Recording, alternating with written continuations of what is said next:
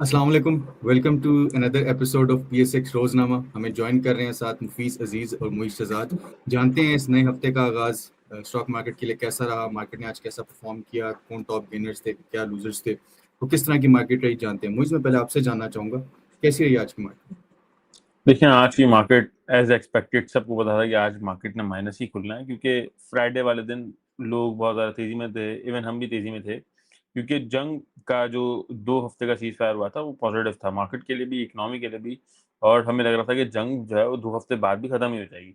लेकिन वीकेंड के अंदर भी पाकिस्तान के अंदर पीस टॉक्स थी, लेकिन उसके अंदर कोई रिजल्ट नहीं आया सामने। और सीज़ फायर खैर जो 2 हफ्ते का था वो तो रहा ही है, लेकिन उसके आगे के ऊपर कोई बात नहीं हुई कि अब आगे क्या है, आगे सीज़ फायर है, जंग कंटिन्यू रहेगी। इस वजह से मार्केट ने प्रेशर में ही खुलना था। और कल हमारी रात को लाइव भी था, जिसके अंदर हमने बताया था कि 5000 पॉइंट के करीब मार्केट प्रेशर में रह सकती है। और सुबह ओपनिंग हुई तकरीबन 5300 पॉइंट्स माइनस के करीब, उसके बाद 5500 माइनस का लो लगाया। और फिर मार्केट के अंदर अच्छी खासी बाइंग आई, देखने में आ रहा था कि कोई ना कोई शेयर बाय हो रहे थे, जो वैल्यू एडेड स्टॉक्स हैं, जिस वजह से पॉइंट्स बढ़ जाते हैं। ओजीडीसी पॉजिटिव आ गया था, पीपीएल बढ़ रहा था, इस तरह के शेयर्स बढ़ रहे थे, बैंकिंग सेक्टर का सपोर्ट था। तो बाजार जो है वो 3600 पॉइंट माइनस रह गई थी, तकरीबन 2000 पॉइंट मार्केट के अंदर रिकवरी आई। और उसके बाद एंड टाइम में मार्केट में फिर प्रेशर आया आखिरी 1 से 1.5 घंटे के अंदर, और मार्केट ने 7000 पॉइंट्स का लो लगाया और तकरीबन 6500 पॉइंट मार्केट जो है वो माइनस बंद हुई। तो अगर देखा जाए तो मार्केट में बहुत खतरनाक वाली पैनिक सेलिंग नहीं देखी गई, लेकिन हाँ, मार्केट में सेलिंग थी, अवाम ने भी कुछ ना कुछ माल बेचा, सबने माल बेचा अपना। तो इस तरह की सिचुएशन थी। लेकिन आने वाले दिन मार्केट जो है वो थोड़ी सी पॉजिटिव लगती है। और अगर हम न्यूज़ अभी देखें जो चल रही है, तो स्ट्रेट ऑफ हॉर्मुज़ पे यूएस जहाज रोक रहा है और ये सारी सीन्स भी चल रहे हैं, जिस वजह से हो सकता है मार्केट इम्पैक्ट ले, लेकिन in the longer longer run market अभी पॉजिटिव है। बिल्कुल ठीक है। मूवीज में आपकी तरफ आना चाहूंगा, थोड़ा सा एक्सप्लेन करेंगे जब ये टॉक्स कंक्लूड हुई उसके बाद यूएस ईरान की जो टेंशन हैं वो अभी कहाँ स्टैंड करती हैं और किस तरह ये सिचुएशन अभी चल रही है। जी। अच्छा साहब देखें, जो टेंशन्स हैं वो तो इसी तरह चल रही हैं। नेगोशिएशंस का एक राउंड हो गया, फिर कह रहे हैं कि दूसरा राउंड प्रोबेबली होगा। स्ट्रेट ऑफ हॉर्मुज़ के ऊपर ये बात आ रही थी कि जो यूएस नेवी है वहां से वो ब्लॉकेट करेगी। और 7 बेसिकली 10 PM ईस्टर्न टाइम था, जो कि हमारे यहाँ जो 7 बजते हैं।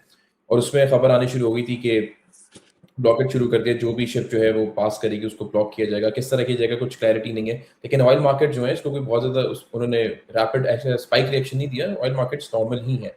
दैट मीन्स कि कहीं ना कहीं चीज़ें सेटल होंगी, ब्लॉक करेंगे, शिप्स रुकेंगी, उसके बाद शायद ऑयल स्पाइक करे। बट कहीं ना कहीं यूएस भी अफोर्ड नहीं कर सकती जंग को, तो सेटल होंगी। अब ये चीज़ें थोड़ी लिंगर ऑन होंगी, थोड़े बैकडोर डिप्लोमेसी चलेगी। तो डेली अपडेट्स इसी तरह होती है कि अब हमने एक पैटर्न भी देखा है, हम रमजान से देखते आ रहे हैं कि डोनाल्ड ट्रंप की एक ट्वीट आ रही है, ओवर द वीकेंड मार्केट्स को वो मैनिपुलेट करते हैं, वो मार्केट को प्रेशर में लेकर आते हैं, फिर मंडे को चीज़ें सेटल करते हैं, फिर ओवर द वीक चीज़ें ठंडी रहती हैं, फिर ओवर द वीकेंड आप देखते हैं कि फिर कोई ऐसी चीज़ आती है जिससे जब आपको लगता है कि हर चीज़ सही होने जा रही है और आप माल खरीद देते हैं, मुझे लगा ना कि सब टेस्टिंग होता है, फ्राइडे को आपने बाइंग कर ली, फिर ओवर द वीकेंड को ऐसी खबर आती है जिससे पैनिक क्रिएट होता है और मंडे को सेलिंग प्रेशर देखा जाता है, फिर पूरा वीक इससे ही गुजरता है। तो बस अभी यही टैक्टिक्स जो है ना, ऑप्टिक्स यही चलाए जा रहे हैं। ये सही है, बिल्कुल ठीक है। मेरा आप ही से नेक्स्ट सवाल है, वो ये है कि डेयरी प्रोडक्ट्स जो हैं उनके ऊपर जो जीएसटी है, जनरल सेल्स टैक्स जो है, वो अब 10% पे आ चुका हुआ है। इसके हवाले से आप बताएं कि जो फूड कंपनीज हैं, फूड स्टॉक्स हैं, फूड सेक्टर के अंदर बेसिकली जो कंपनीज हैं, उनको इससे कोई फायदा हो सकता है या उनकी जो ग्रोथ थी क्या वो लिमिटेड थी जीएसटी की वजह से, और अब किस तरह देखते हैं आप फूड सेक्टर। देखें, 2 किस्म की चीज़ें हैं। पहले तो ये कि अगर आपका जीएसटी 18 से 10% पे आता है तो बहुत इम्पैक्टफुल है, क्योंकि आपका टैक्स जो है वो कम हो जाएगा। जो पैकेजिंग मिल्क में आते हैं उसमें मेजरली प्लेयर्स जो हैं, एफसीपीएल है, एंग्रो जिसमें आप ऑलपर्स को देखते हैं, फिर एफएफएल है। ये सारे आपको डब्बे के दूध के ऊपर नजर आते हैं, क्योंकि हमारा जो डब्बे के दूध का कंजम्पशन है वो 8 से 10% के करीब है। और बाकी जो हमारे कंजम्पशन है वो जो आपके यहाँ दूध आता है, खुला दूध जिसे आप कहते हैं, मिल्क मैन के थ्रू, वो है। तो डेफिनेटली वैसे ही आपके जो कंजम्पशन है डब्बे के दूध की वो कम है, ऊपर से जो जीएसटी था वो और उसकी सेल्स को हर्ट कर रहा था। तो अगर तो सेल्स का जीएसटी कम हो रहा है तो डेफिनेटली इंडस्ट्री के लिए और पर्टिकुलर ब्रांड्स के लिए बेनिफिशियल है। बिल्कुल ठीक है। मुझे मैं आपकी तरफ आना चाहूँगा, आप मुझे अगर थोड़ा सा ऑडियंस के लिए बता दें कि इस हफ्ते के अंदर आपको सेक्टर्स के अंदर से कौन सा सेक्टर थोड़ा ज़्यादा स्ट्रांग नज़र आ रहा है और आने वाले वक्त के अंदर भी कौन सा सेक्टर जो बेहतर परफॉर्म कर सकता है। देखिए, सबसे पहले तो ऑयल सेक्टर मैं रखूंगा, क्योंकि आपको पता है ऑयल के रेट्स इतनी जल्दी, अगर जंग प्रॉपरली ख़त्म भी हो जाती है तो भी ऑयल के रेट्स इतनी जल्दी नहीं गिरना है। तो ऑयल सेक्टर बेनिफिशियल है, मार्केट सेट होगी, सेंटिमेंट पॉजिटिव होगा तो ऑयल सेक्टर ने भी चलना है और स्पीड में चलना है। तो ओजीडीसी पीपीएल आपकी नज़र में होना चाहिए। इसके बाद रिफाइनरी के मार्जिन्स भी थोड़े बेहतर होते हैं, तो अटक रिफाइनरी सबसे ऑन टॉप, और अगर बिल्कुल छोटे में पैनी में जाना है रिफाइनरी से दूसरा स्क्रिप्ट पकड़ना है अगर, तो सिनर्जी। ये 2 स्क्रिप्ट हो गए रिफाइनरी से हमारे पास। और उसके बाद सीमेंट सेक्टर मुझे पर्सनली अच्छा लगता है क्योंकि गर्मियों के अंदर सेल्स होती है सीमेंट सेक्टर की, और अफ़गानिस्तान से जो हमारे ताल्लुकात बेहतर हुए हैं, तो इसके अंदर पाकिस्तान एक्सपोर्ट भी करता है। तो सीमेंट सेक्टर में से 3 आइटम मैं अपनी पिछली पता नहीं कितनी ही वीडियो में बता चुका हूँ, मैपल लीफ, डीजी खान और लकी सीमेंट। और अगर ऐड करना चाहें तो कोहाट सीमेंट और चिराग सीमेंट भी आप सीमेंट में ऐड कर सकते हैं, और लकी सीमेंट तो सबसे बेस्ट है इसके अंदर।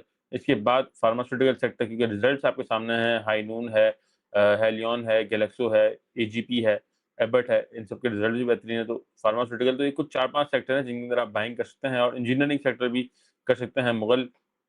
लेकिन शर्त ये है कि जंग खत्म हो, जंग खत्म होगी तो ही कोई ना कोई सेक्टर परफॉर्म करेगा, जंग खत्म होगी तो ही इंटरेस्ट रेट्स नहीं बढ़ेंगे, वरना जो भी मैंने कहा है अभी आपको ऑयल सेक्टर को छोड़ के सीमेंट में, इंजीनियरिंग में, सब में प्रेशर आएगा अगर तो और जंग खत्म नहीं होती क्योंकि इन्फ्लेशन बढ़ेगा, इंटरेस्ट रेट बढ़ेगा, तो मैं जो जितनी भी सीमेंट कंपनीज है उन पे इम्पैक्ट आएगा क्योंकि वो हाई डेट पर होती हैं सारी कंपनीज।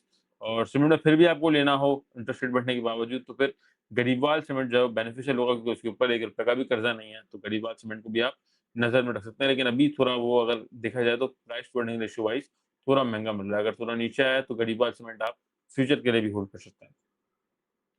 सही है, बिल्कुल ठीक है। मुझे मेरा अगला सवाल आप ही से है। मुझे थोड़ा-सा बताइएगा कि जैसे हम पहले भी लाइव में भी आते रहे, हमने डिस्कशन की इसके बारे में सेशंस के अंदर भी, कि मार्केट्स फॉरवर्ड लुकिंग होती हैं, तो जितनी भी अनसर्टेनिटी थी काफ़ी हद तक मार्केट ने उसको एब्ज़ॉर्ब कर भी लिया था। लेकिन हमने आज जिस तरह देखा मार्केट ने जिस तरह अपने पॉइंट्स लूज़ किए, तो ये अनसर्टेनिटी जो है अभी भी मार्केट उसको एब्ज़ॉर्ब कर रही है, कितने टाइम तक आगे कंटिन्यू रह सकती है? और इसके बारे में भी थोड़ा-सा बताएँ। देखिए, जैसे कि हम बात करते हैं ना फॉरवर्ड लिंकिंग होती है मार्केट, और आज से अभी बात नहीं कर रहे हैं हम, आज से 5 साल पहले भी हमारा यही होता था, मार्केट फॉरवर्ड लिंकिंग होती है। लेकिन तब जो है वो इंडिविजुअल इतना इंटरेस्टेड नहीं होता था, इतना इंडिविजुअल्स नहीं होता था, मार्केट मैनिपुलेटेड होती थी। लेकिन अगर अभी आप देखें तो अभी इन्वेस्टर्स जो है 5 लाख पे पहुँच चुका है।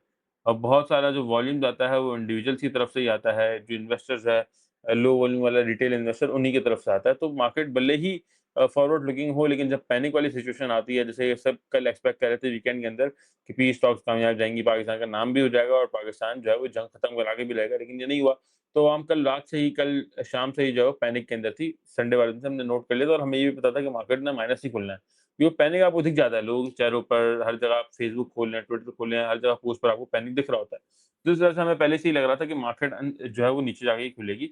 लेकिन स्टिल आप देखेंगे कि पैनिक सेलिंग स्टार्ट हुआ है, लेकिन बहुत सारे लोग समझदार भी हैं, तो उन्होंने माल नहीं बेचा, उन्होंने सेल नहीं किया। अगर आज आप क्यूपीडीपी का डेटा देखते हैं तो थोड़ी बहुत $0.66 मिलियन टोटल बाइंग की, हो सकता है सेल किया हो, फिर बाय कर लिया, लेकिन एज़ सच कोई भी इसके अंदर प्रॉब्लम नहीं है। फॉरवर्ड लुकिंग की जहाँ तक बात है तो बिल्कुल मार्केट अपने आप को एडजस्ट कर चुकी है, लेकिन थोड़े बहुत जो है वो झटके आ रहे होते हैं कंटिन्यूअसली। पैनिक जब कोई नेगेटिव न्यूज़ आएगी, थोड़ा मार्केट पैनिक लेगी, लेकिन फिर सेटल हो जाएगी। कोई पॉजिटिव न्यूज़ आएगी तो मार्केट ऊपर जाएगी, लेकिन फिर सेटल हो जाएगी। तो सारी चीज़ें सेट हो रही होती हैं। जंग का प्रेशर मार्केट ऑलरेडी अच्छा खासा ले चुकी है अपने हाई से, तकरीबन अभी भी 15% तो कल तक थी, आज तो जो है वो तकरीबन 20% नीचे आ गई है। तो सारी चीज़ें सेटल डाउन की तरफ हैं, मार्केट भी अपने आप को सेटल कर रही है, एडजस्ट कर रही है। जंग खत्म होगी जब तक, तब तक मार्केट भी अपने आप का कोई लेवल निकाल के सेट हो जाएगी। फिर वहाँ से मार्केट जो है प्रॉपर्ली चलना शुरू हो जाएगी बेसिक पाकिस्तान की इकोनॉमी के फंडामेंटल्स के ऊपर। बिल्कुल ठीक है। मुफीज़, मेरा अगला सवाल आपसे, जैसे आपने फूड सेक्टर का बताया कि एक प्रपोज़ल है जो कि 10% जीएसटी पोटेंशियली है कि ये कट हो सकता है, तो फिर ऑफ कोर्स उससे एक जितनी भी फूड कंपनीज़ हैं उनको एक फ़ायदा तो हो गई। मैं ऑटो सेक्टर की तरफ आना चाहूँगा थोड़ा-सा, कि कुछ नंबर्स आए हैं कि 40% सेल्स जो हैं वो इंक्रीज़ हुई हैं ऑटो सेक्टर की। थोड़ा-सा बताइएगा कि इन सेल्स की रीज़न क्या, जो ऑटो पॉलिसी थी उसने काफ़ी फ़ेवर दिया इन सेल्स को, और आने वाले वक़्तों के अंदर जो ऑटो पॉलिसी आएगी वो कितना अफ़ेक्ट कर सकती है ऑटो सेक्टर को? थोड़ा-सा एक एनालिसिस दे दीजिए। जी, ऑटो सेल्स के नंबर्स आए हैं तो हम देख रहे हैं, अगर हम सारे ब्रैकेट्स को डिवाइड करते हैं, हम साजियों के नंबर्स देख लेते हैं, वो भी बेहतर आए हैं। हम बड़ी बात है कि मैं इधर मेंशन करना चाहूँगा, गाड़ियों की तो हम सेल्स देखते रहते हैं, गाड़ियों की सेल्स तो बेहतर आई हैं, सबकी ही ऑलमोस्ट इंक्रीज़ हुई है। बट अगर आप ट्रैक्टर्स में देखें, तो अलगाज़ी ट्रैक्टर का नंबर जो है बड़ा प्रोमिनेंट बढ़ा हुआ है। पिछले महीने से अगर आप कंपेयर करते हैं तो कुछ 650 या 60 के करीब उन्होंने यूनिट बेचे थे, अब कुछ 1500-1600 के करीब आई थिंक यूनिट बेचे, तो काफ़ी बड़ा मेजर इंक्रीज़ आया है। तो ट्रैक्टर्स में भी आप देख सकते हैं कि मिलर ट्रैक्टर के भी नंबर बढ़े हैं और गाज़ी के भी बढ़े हैं। अच्छा, जहाँ तक बात रही कि सेल्स के नंबर्स, जिस तरह आपने ऑटो पॉलिसी की बात की, ऑटो पॉलिसी जब हमारी मटेरियलाइज़ होगी अगले बजट में, तो हम उस पे फिर देखेंगे कि क्या पॉलिसी आ रही है। अभी तो हमारी जो ऑटो पॉलिसी चल रही है उस पे क्योंकि लोग परचेजिंग करते हैं and then again it's a consumer based market, इतने ऑप्शंस हैं आपके पास, इतने वैरायटीज हैं, गाड़ियां रोज आप उठते हैं आपको पता चलता है एक नई गाड़ी कोई नया बिजनेस लेकर आ गया। आई थिंक अब सारे बिजनेस अगर डाइवर्सिफिकेशन में जाते हैं तो वो गाड़ियों के बिजनेस में जा रहे हैं। आप कोई भी बिजनेस उठा लें मेजरली वो उन्हें पता है कि आप जब पैसा कमाते हैं, इवन स्टॉक मार्केट से भी लोग जब पैसा कमाते हैं तो या तो वो लैंड में डालते हैं, वो गाड़ियों में डालते हैं, वापस तो उसे कंज्यूम भी तो करना, तो वो बेसिकली आपके सेल्स के नंबर को ऐसा नहीं है कि अलग से उन्होंने टैक्स कम कर दे, कोई और चीज आ गई। इट्स जस्ट दैट के लोगों ने खरीदनी है एंड मॉडल्स नए नए आ रहे हैं तो नए मॉडल्स के लिए भी लोग बुकिंग कराते हैं, फिर डिलीवरीज मिल रही होती है, तो वो सब चीजों की वजह से सेल्स के नंबर्स कंपैरेटिवली बेहतर आए। एंड ट्रैक्टर्स में अलगाजी ट्रैक्टर के नंबर बड़े अच्छा है। बिल्कुल ठीक है, मुझे मैं आपकी तरफ आना चाहूंगा। ऑटो सेल्स की बात हुई, उसके अंदर अलगाजी ट्रैक्टर की बात हुई। अलगाजी ट्रैक्टर आपने भी काफी बार रिकमेंड किया है सबको ऑडियंस में। थोड़ा सा बताइए कि इतना मैसिव इंक्रीज सेल्स के अंदर क्या फंडामेंटल्स हैं इसके पीछे कि हमने इतना मैसिव इंक्रीज देखा सेल्स। देखिए अलगाजी ट्रैक्टर तो मुझे तो पर्सनली वैसे ही बहुत अच्छा लगता है। आज से 2 साल पहले से मैं कह रहा हूँ, ऑफिस से मेरी बात हो रही होती है कि अलगाजी ट्रैक्टर जो है वो बाय करके रखने वाला, डब्बे में डालने वाला जो आइटम होता है ना, अलगाजी ट्रैक्टर वो है। मिलर ट्रैक्टर के पीछे बहुत सारे लोग पड़े हुए होते हैं कि डिविडेंड अच्छा देता है, फंडामेंटली स्ट्रांग है, इन्वेस्टर से ख्याल रखती है कंपनी। लेकिन मैं पर्सनली, क्योंकि मैं जो हूँ वो डार्क हॉर्सेस ढूँढता हूँ जो पब्लिक को ना बताऊँ और बहुत बहुत ज़्यादा कैपिटल गेन दे जाएँ आपको। तो इस वजह से अलगाजी ट्रैक्टर मुझे पहले से ही पसंद है। इसके कैश फ्लोज़ बहुत बेहतर थे और अगर अभी रेट देखते हैं हम तो ₹336 का है, पिछले 1 साल के अंदर ₹288 का लो है, ₹500 का हाई है और अभी जो इसका लो लगा है रिसेंटली वो ₹310 तक गया था, 336 मतलब मंदी मार्केट के अंदर भी जो मार्केट माइनस थी उसमें भी इतना ज़्यादा नहीं गिरा है।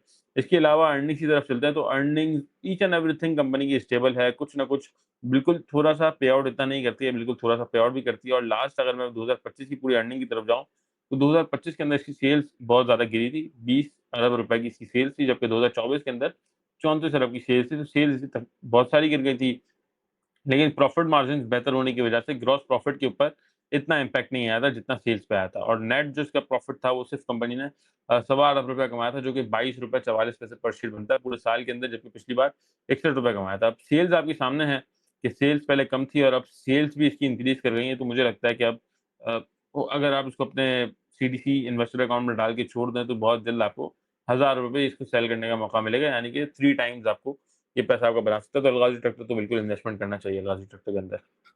बिल्कुल ठीक है, मुफीज मैं आपकी तरफ आना चाहूंगा। जैसे आपने ऑटो सेक्टर के बारे में भी बताया, फूड सेक्टर का भी बताया, मैं आपके पास फार्मा सेक्टर को लेके आना चाहूंगा। काफी हमारे ऑडियंस से भी सवाल आता है, कमेंट से भी। थोड़ा सा अगर आप फार्मा सेक्टर को छोटा सा एनालिसिस कर दें और ये जरूर बताइएगा कि इसमें से सबसे स्टेबल पिक आपको क्या लगती है और हाईएस्ट मार्जिन और लॉन्ग टर्म के हवाले से कोई पिक्स बताइए फार्मा सेक्टर के अंदर।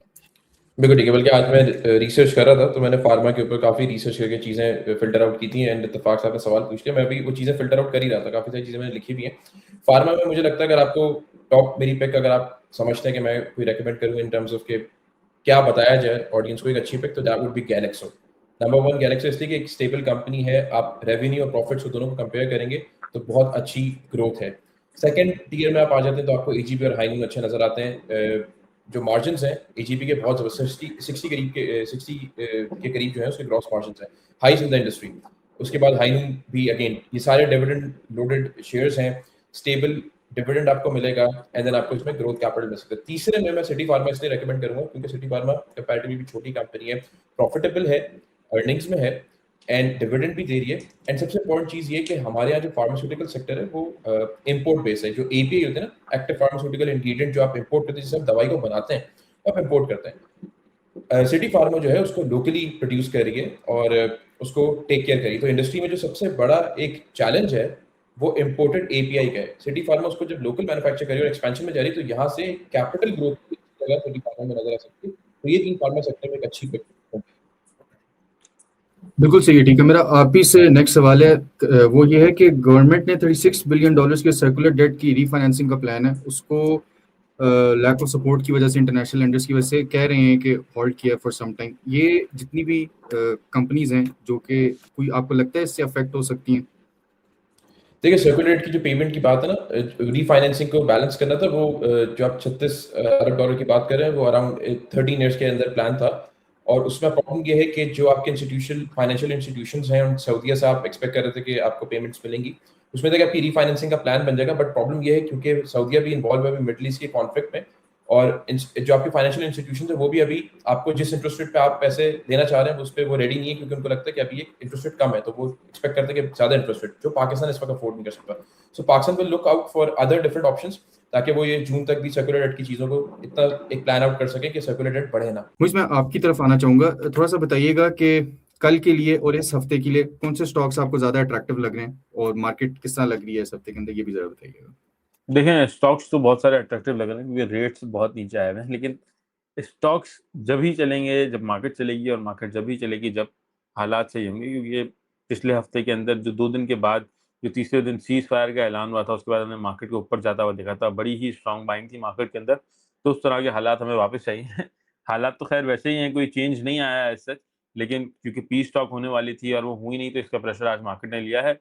अब अगर रात तक कोई ट्रम्प नोटिफिकेशन नहीं जारी करता, अब तक कुछ भी हालात में चेंज नहीं आता, जैसे अभी चल रहे हैं वैसे ही आता है, तो मार्केट मुझे कल पॉजिटिव लग रही है। क्योंकि यूएस ऑयल जो है वो सुबह से लेकर अब तक $3 के करीब नीचे आया है, थोड़ा-थोड़ा स्लो-स्लो नीचे आ रहा है। अगर नीचे आया, सुबह हम देखेंगे मार्केट खुलने से पहले क्या पोज़ीशन है, अगर वो नीचे ही रहता है तो फिर मार्केट के लिए वेल एंड गुड हो जाएगा, और मार्केट उसके अगेंस्ट ही चलती है। अगर यूएस ऑयल नीचे जा रहा है तो मार्केट पॉजिटिव जाएगी, यूएस ऑयल तेज़ी से ऊपर जाएगा तो मार्केट ने नेगेटिव जाना है। सिंपल सी ये पोज़ीशन है। और बाकी अगर स्टॉक्स की बात करें तो मुझे मैपल लीफ अच्छा लगता है। स्पेसिफिक स्टॉक्स की बात कर रहा हूँ मैं, सेक्टर वाइज़ पे नहीं जा रहा। मुझे मैपल लीफ अच्छा लगता है बाइंग करने के लिए। डीजी खान सीमेंट है, निशात मिल है, इसके अलावा फौजी सीमेंट के अंदर बाय कर सकते हैं, फौजी फूड है, ओजीडीसी है, पीपीएल है, एंग्रो होल्डिंग है, के इलेक्ट्रिक छोटे के अंदर अच्छा लगता है। अटक रिफाइनरी आज सुबह से बहुत मजबूत था, लेकिन उसके बाद थोड़ा-सा नीचे आ गया क्योंकि प्रेशर आया था एंड टाइम में। तो इस तरह की कुछ स्क्रिप्ट्स हैं जिनके अंदर आप बाय कर सकते हैं, जो कि आपको अगर हालात सही रहते हैं या मार्केट चलना शुरू होती है, तो सबसे पहले और सबसे अच्छा रिटर्न आपको ये वाले स्क्रिप्ट्स दे सकते हैं। बिल्कुल ठीक है। थैंक यू सो मच जी फॉर ज्वाइनिंग द शो। आप सब कमेंट्स में भी जरूर बताइएगा आपको शो कैसा लगा। हमने कोशिश तो पूरी की कि इस थोड़े टाइम के अंदर डिफरेंट सेक्टर्स का एनालिसिस भी इनसे ले जाएं, अहम खबरें भी हम डिस्कस कर लें। आप क्या चाहते हैं, कौन से सेक्टर का हम अपने गेस्ट से एनालिसिस लें, कौन सी कंपनीज के बारे में पूछें, जरूर बताइएगा। इंशाल्लाह आपसे मुलाकात होगी कल नेक्स्ट एपिसोड में। तब तक के लिए अपना बहुत ख्याल रखिएगा। अल्लाह हाफिज।